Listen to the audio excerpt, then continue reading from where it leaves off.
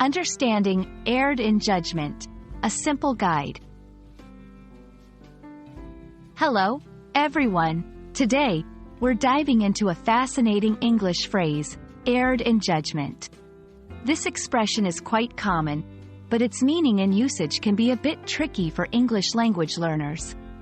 Understanding this phrase will not only enhance your vocabulary but also improve your comprehension of nuanced English conversations. So, let's get started and explore what it means to err in judgment.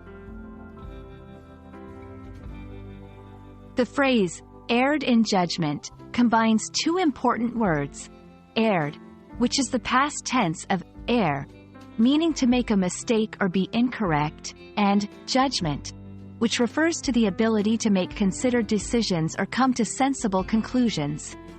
When someone has erred in judgment, it means they have made a mistake in their decision-making process. This could be due to a lack of information, poor reasoning, or failing to consider important aspects of a situation. To better understand this phrase, let's look at some examples. A manager might err in judgment by promoting the wrong person for a job, possibly due to overlooking the candidate's lack of experience. A driver could err in judgment by taking a dangerous route, not considering the risks involved. A student might err in judgment by waiting until the last minute to study for an exam, underestimating the amount of time needed. In each of these cases, the error in judgment leads to negative consequences, highlighting the importance of careful decision-making. Now that we understand what erred in judgment means and have seen some examples, let's learn how to use it in a sentence. After reflecting on the outcomes of the project, the team leader admitted that he had erred in judgment regarding the timeline. The government official erred in judgment when allocating funds, resulting in a budget shortfall. I erred in judgment by not asking for more details before agreeing to the project. Making an error in judgment is human, but there are ways to minimize these mistakes.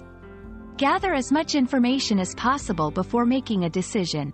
Consider different perspectives and potential outcomes. Reflect on past decisions to learn from any mistakes.